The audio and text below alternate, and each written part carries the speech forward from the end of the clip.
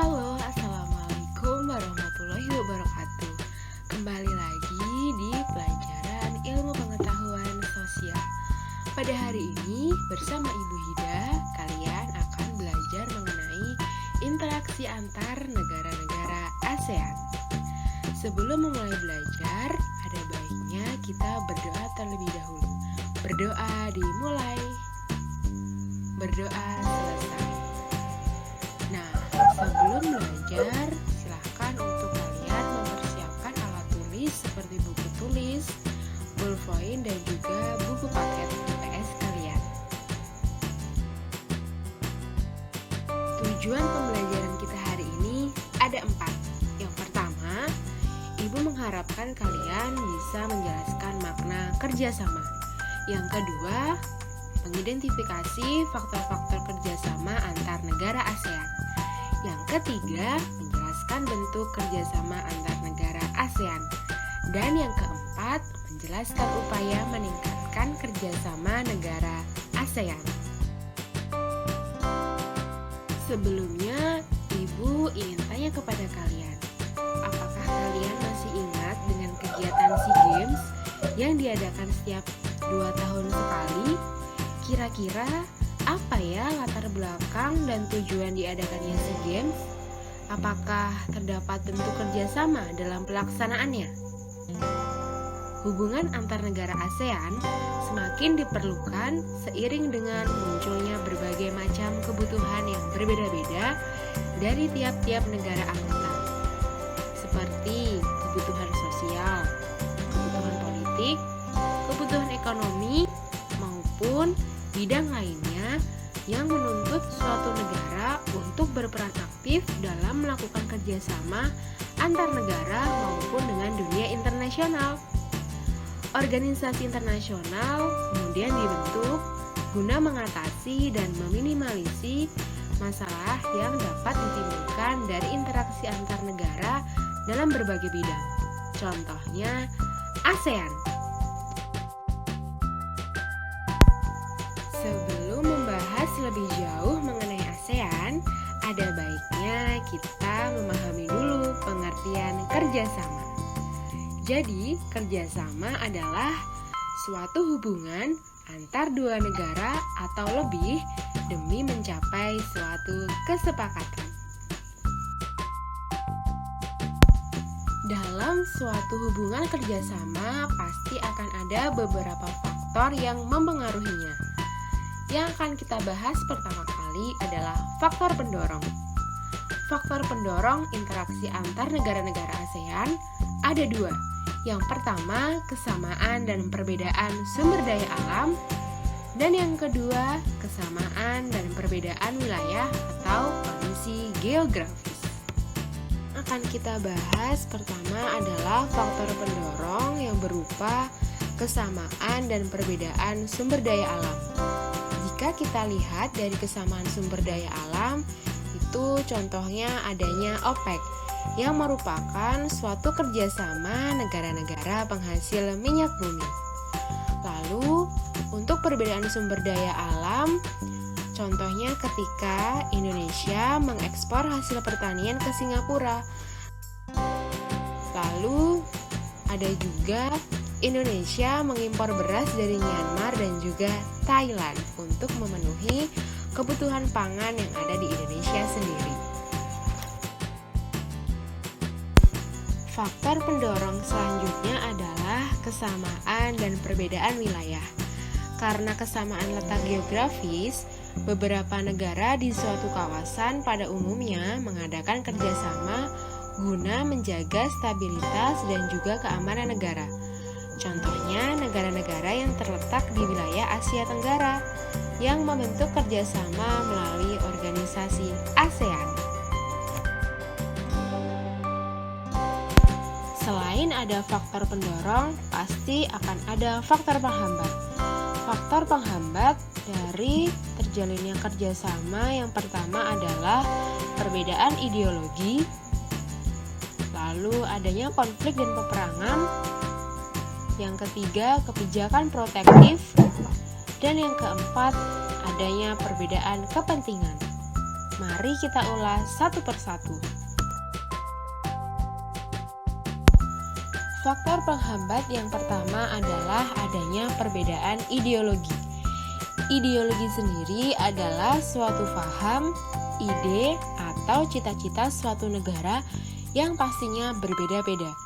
Tapi pada faktanya sampai saat ini tidak ada negara ASEAN yang menutup diri dari kerjasama antar negara ASEAN. Faktor penghambat yang kedua adalah adanya konflik dan peperangan.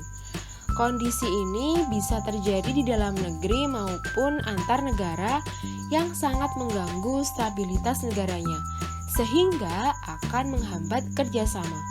Contohnya adalah ketika peristiwa di tahun 1967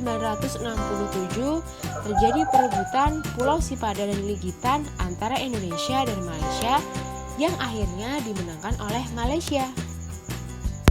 Dan pada saat itu, kondisi hubungan Indonesia dan Malaysia sangat sedang tidak harmonis.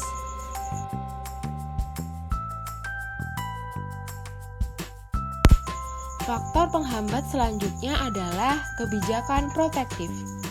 Kebijakan ini bertujuan untuk melindungi kepentingan dalam negeri dan meningkatkan daya saing. Misalnya, tidak menerima impor hasil pertanian karena dapat mempengaruhi kondisi pendapatan hasil pertanian di dalam negerinya. Tapi, kebijakan ini juga bisa mempengaruhi hubungan antar negara sehingga menghambat kerjasama yang harmonis. Faktor penghambat yang terakhir adalah adanya perbedaan kepentingan tiap-tiap negara. Kerjasama itu dibutuhkan bagi perkembangan dan masa depan negara di dunia. Tapi, dalam kerjasama antar negara, tiap-tiap negara memiliki kepentingan yang berbeda. Nah, perbedaan inilah yang menghambat kerjasama yang harmonis. Kita lanjutkan ke materi selanjutnya mengenai bentuk-bentuk kerjasama. Harus tetap semangat belajar ya.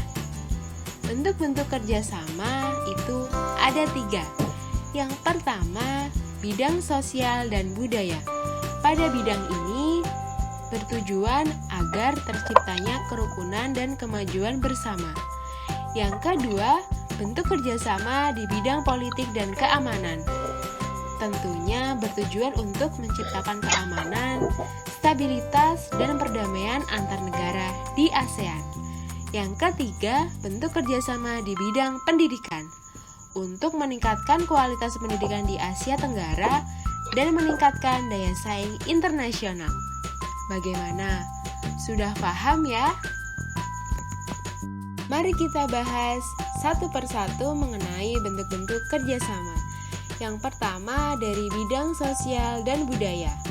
Antara lain, bentuk kerjasamanya adalah bidang pembangunan sosial yang menekankan kesejahteraan golongan berpendapatan rendah, perluasan kesempatan kerja, serta pembayaran upah yang wajar. Yang kedua, membantu kaum wanita dan pemuda dalam usaha-usaha pembangunan. Yang ketiga, ada penandatanganan kesepakatan bersama dalam pariwisata ASEAN. Yang keempat, adanya penyelenggaraan pesta olahraga 2 tahun sekali yang sering kita sebut SEA Games. Yang selanjutnya adalah tentang bentuk kerjasama di bidang politik dan keamanan. Contoh nyatanya adalah adanya traktat bantuan hukum timbal balik di bidang pidana. Lalu, ada konvensi ASEAN tentang pemberantasan terorisme. Yang selanjutnya adalah bentuk kerjasama di bidang pendidikan. Kerjasama bilateral maupun multilateral di bidang pendidikan terus dilakukan oleh negara-negara ASEAN demi terciptanya tujuan meningkatkan kualitas pendidikan di Asia Tenggara dan meningkatkannya daya saing internasional. Contoh bentuk-bentuk kerjasamanya yang pertama, adanya beasiswa untuk belajar di berbagai negara ASEAN. Lalu contoh yang kedua, adanya olimpiade di bidang pendidikan. Dan masih banyak lagi bentuk-bentuk kerjasama dalam bidang pendidikan. Selanjutnya kita akan membahas bagaimana pengaruh kerjasama bidang ekonomi, sosial, politik, budaya, dan pendidikan dalam kehidupan di ASEAN. Yang pertama akan kita bahas adalah pengaruh kerjasama di bidang ekonomi terhadap kehidupan di ASEAN. Yang pertama adalah sudah terbentuknya MEA. MEA ini dibentuk pada akhir tahun 2015 yang memiliki program untuk menjual barang atau jasa dengan mudah ke negara-negara ASEAN. Dan akan dibentuk jasa tenaga kerja profesional seperti guru, dokter, ahli keteknikan, dan akuntan.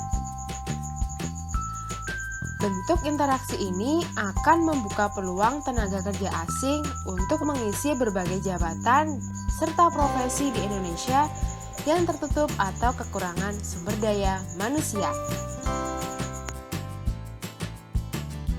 Selanjutnya adalah pengaruh kerjasama bidang sosial terhadap kehidupan di ASEAN. Contohnya, pada tahun 2015, ada ribuan pengungsi warga dari Myanmar berbondong-bondong datang ke negara Malaysia, Indonesia, bahkan ke Indonesia dengan menggunakan perahu. Lalu, ASEAN menghimbau negara-negara anggotanya supaya membantu pengungsi dari negara Myanmar tersebut dengan pertimbangan kemanusiaan. Nah, migrasi ini berpengaruh terhadap dinamika jumlah kependudukan suatu negara dan menimbulkan interaksi sosial seperti simpati dan empati. Selanjutnya kita akan membahas bagaimana pengaruh kerjasama di bidang budaya terhadap kehidupan di ASEAN. Banyak kegiatan hingga saat ini yang telah atau sedang dilaksanakan, misalnya membangun kota budaya ASEAN, perkemahan ASEAN, dan ada juga jaringan kota kuno ASEAN. Dampak pengaruhnya antara lain sudah terciptanya atau terlaksananya Festival Budaya ASEAN di tahun 2013 di Purwakarta, Jawa Barat. Lalu ada perkemahan budaya serumpun ASEAN yang diprakarsai oleh 3 negara, yaitu Indonesia, Malaysia, dan Brunei Darussalam. Yang selanjutnya adalah pengaruh kerjasama di bidang politik terhadap kehidupan di ASEAN. Perubahan dan interaksi antar ruang juga dapat berpengaruh terhadap kehidupan politik, baik antar negara maupun antar masyarakat di Asia Tenggara.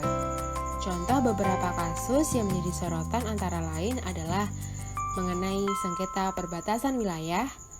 Contoh kasusnya seperti Pulau Natuna dan kasus Pulau Sipada dan Ligitan. Kita bisa mengambil pelajaran dari kasus Sipada dan Ligitan. Pulau Sipada dan Ligitan yang seharusnya milik Indonesia diklaim oleh Malaysia. Mahkamah Internasional mengabulkan klaim Malaysia tersebut. Pengaruh putusan Mahkamah Internasional menjadi pelajaran bagi Indonesia supaya lebih tertib dan lebih tegas lagi dalam melakukan inventarisasi batas wilayah, terutama pulau-pulau terluar. Yang selanjutnya adalah pekerja migran. Pesatnya laju globalisasi meningkatkan jumlah pekerja migran dari berbagai negara.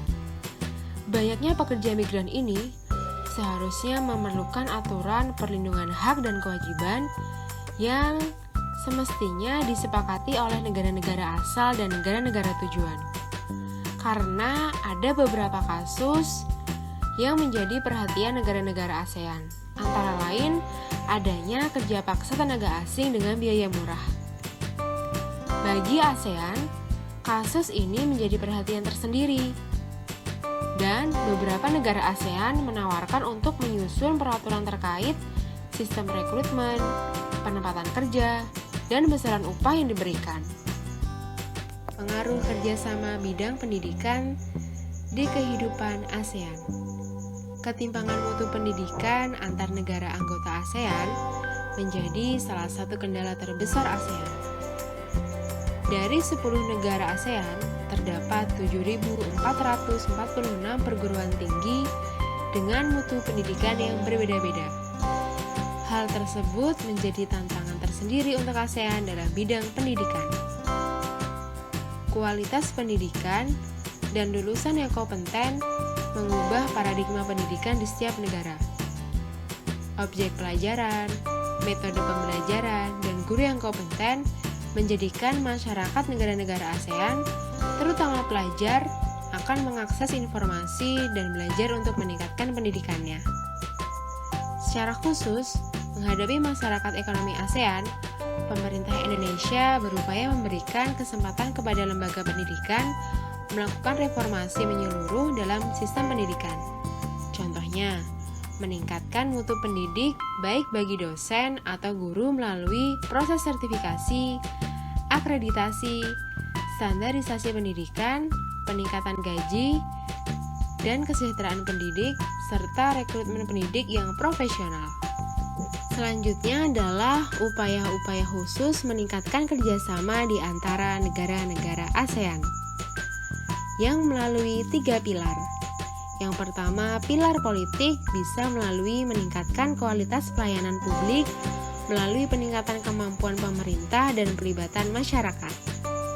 Pilar yang kedua adalah pilar sosial, melalui bersama-sama mengatasi berbagai tantangan di bidang pendidikan, kemiskinan, ketenagakerjaan, dan kesejahteraan masyarakat. Dan pilar yang terakhir adalah pilar ekonomi, melalui koperasi yang dapat dijadikan suatu program yang menarik. Karena sektor menengah ke bawah adalah salah satu komponen penunjang ekonomi. Oke, cukup sekian materi kita hari ini. Semoga bermanfaat. Dan jangan lupa untuk poin-poin pentingnya silahkan kalian catat di buku catatan kalian. Terima kasih sudah semangat belajar hari ini. Sampai jumpa di pertemuan selanjutnya. Wassalamualaikum warahmatullahi wabarakatuh.